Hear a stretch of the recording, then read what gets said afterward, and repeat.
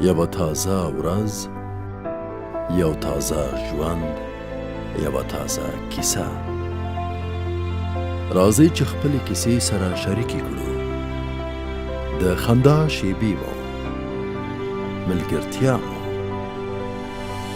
موسکا مو، هیلې مو، ښکلاګانې مو، سختۍ او سوکالۍ مو.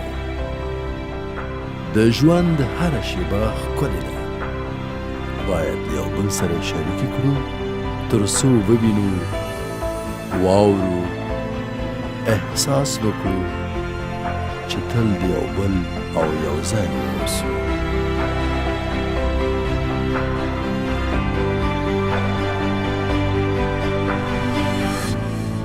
موږ په ځان ویاړو